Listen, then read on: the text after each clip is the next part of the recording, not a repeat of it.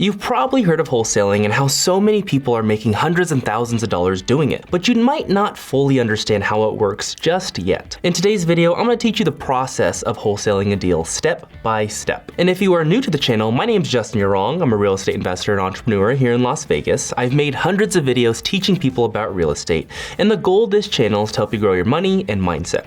Also, if you want to see more personal content, follow me on Instagram at Justin Yurong. Step number one, you need to find a motivated seller. And there's a lot of ways to do this, but it really boils down to two main methods. Method number one is you're gonna look on market. So you're looking for homes on the MLS, which is also known as a multiple listing service. This is basically where all the realtors go to list the homes. So all the homes that are for sale on market, that's the MLS. So that's where realtors go to list these homes. So you can look on the MLS where you already have a bunch of motivated sellers because they've already went with a realtor to list their home. Or you can go off market and try to contact these homeowners directly to see who actually wants to sell their home. So these are the homeowners without a realtor. So I'm not here to tell you which of those methods is better or which is worse, because I've honestly found deals using both methods. So I found deals on market and I have found deals off market.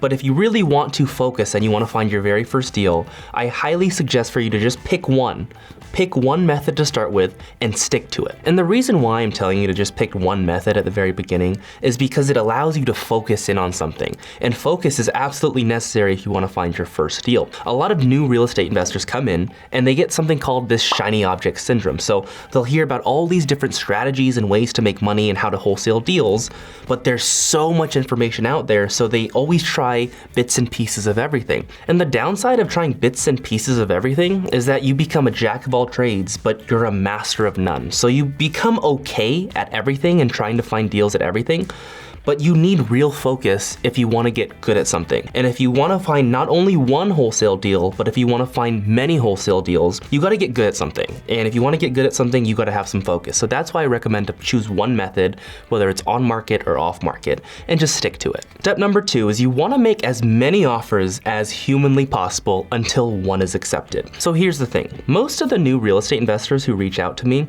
they'll tell me, hey, look, I just made 20 offers. I still haven't found a deal. What am I doing wrong? And the thing they're doing wrong is they're not doing enough volume. Volume is like the amount of activity that you're doing. So if offers is what we're looking at, how many offers they're actually making, 20 is a very, very, very small amount, and you have to be making a lot of offers to get one deal. Now, the amount of offers that you have to make to get one deal, that completely depends on your market, your skill set, your data, whatever you have. But regardless of what you have and what your skill set is, you need to be doing a lot of volume, so you need to be making a lot of offers if you want to find your first deal.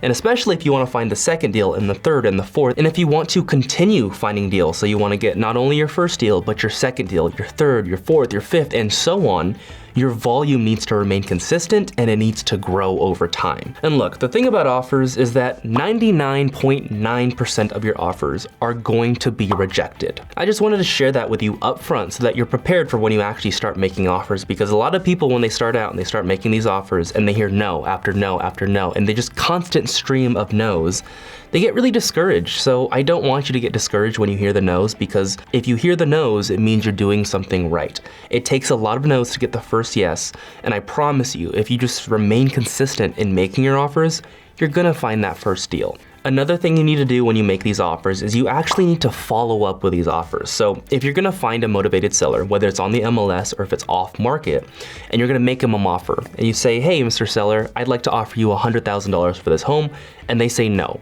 You don't just keep going on for months and months and months without ever reaching back out to the seller to follow up with them to see if their mind changed, because situations change. Oftentimes, and I would say probably almost all the time, is I will find a deal because of follow-up. If I didn't follow up with all my offers every single month, I wouldn't get the deals that I've gotten. This is what a typical process looks like for me to get a deal. So let's say I'm trying to find a deal on the MLS and I'm working with realtors. So I might make the very first offer with the listing agent. I might tell the agent, hey, would your seller entertain an offer of $100,000 for this home? And the home might be listed for $200,000, which is way more than what I'm actually offering, because I need to offer $100,000 to make sense to actually make profit on the deal. So that very first initial text with the agent or call, whatever, I'll probably tell them, hey, would your seller entertain an offer for $100K? They'll most likely tell me no. From there, every single month after that, I am texting the agent or maybe even calling them, just kind of depending on the relationship, but I'm reaching out to them and saying, hey, offer still stands, what's the situation with this one? And I do this even if I see the home went pending, which means it's in escrow, meaning another buyer made an offer and the seller accepted the offer. So even if the seller accepted another buyer's offer, I am still reaching out to the agent saying, hey, I saw it went pending, what's the situation? Do you think it's still gonna close? I'm still here if you need me as backup if they end up backing out. Just reach out to me anytime. So I'm constantly top of mind with that listing agent so that they know I'm a serious buyer, and if any of their buyers back out, they can always come back to me. So I do that every single month, and usually it takes legit 7, 8, 9 months for me to get a deal on the MLS. So if I'm making these offers consistently and I'm following up every single month, it's usually not the first offer, not the first follow-up, not the second, third, fourth follow-up. Usually it's follow-up around 8 or 9, where they finally come back to me and say, hey Justin, our buyers, we had 2 buyers back out and we're coming back to you, does your offer still stand? And that's when I go, yep, still stands, I'll happily buy it, here we go. And that's what my typical process looks like. It might look a little bit different for you, but for everyone, it's gonna take time. Whether it's 7 months, 8 months, 3 months, whatever it is, it's gonna take time because you have to constantly follow up with the realtors or with the sellers to follow up with your offers and make sure that you are top of mind when they are really ready to sell. Step number 3, now let's say that one of your offers was actually accepted. So now you have an accepted offer, you offered to the seller accepted your offer. You now have what's called a fully executed purchase agreement. Now, once you have that fully executed purchase agreement, you're gonna do 2 things simultaneously, so at the same time. 1, you're going to email the contract to a local title company so that they can start your escrow process. Basically, the time that it takes to transact or to actually buy a home. Usually it's like 14 days, could be 30 days, could be whatever, but it's just the time period where you're buying a home and you're in the process of buying a home. That's what escrow is. Also, you wanna make sure that the title company that you're dealing with is familiar with wholesaling and assignments. You can simply ask the escrow officer if they're familiar, and if they are, then work with them. But if not, you wanna find a different title company because you're gonna be wholesaling a deal, and not all title companies are familiar with wholesaling or with assignments. So you wanna make sure that whoever you're working with in title understands it and is able to actually get the deal done for you. The second thing you're gonna do once you have the fully signed contract is you're gonna find an end buyer. So you're gonna start to market the contract so you can sell the contract to another investor so that you can wholesale a deal. That's how you make money as a wholesaler. There are a lot of ways to find that end buyer, but if you have absolutely zero network and no connections with other real estate investors in your market, I want you to do this to find your end buyer. I want you to go to Facebook, go to the search bar and start typing in your city real estate investors. So if you're in Fresno, California, you would type in Fresno real estate investors, and you would join all the groups that are Fresno real estate investing or real estate investors or real estate wholesaling. Whatever those groups are, join all of them, and then you're going to market. So you're gonna type and make a post in all those groups saying, hey, I have a deal at this address, I'm selling it for this much, I'm wholesaling it, don't say selling, I'm sorry, but say you're wholesaling a deal for this much. Who wants to buy it? Send me your emails, I'll send the deal details to you.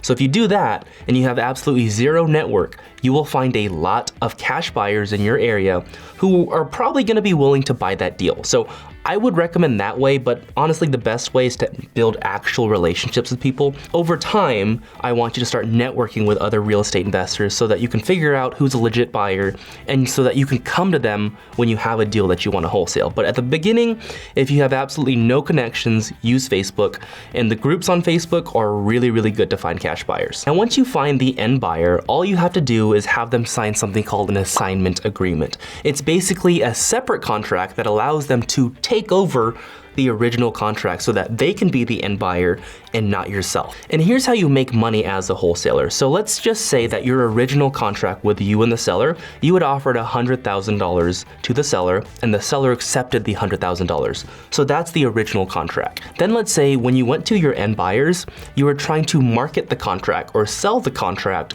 for $120,000. If you found an end buyer who's willing to buy it for $120,000 and your original contract is $100,000, you as a wholesaler make the difference of $20,000 as your assignment fee. So that's how you make money as a real estate investor. And if you're not familiar with an assignment contract or even a purchase agreement contract, I've made separate videos on those and the links are in the description below if you need help on that too. Also, if you want help to grow your real estate business, whether you're brand new or if you already got deals under your belt, DM me the word coach on Instagram at Justin You're Wrong. Peace.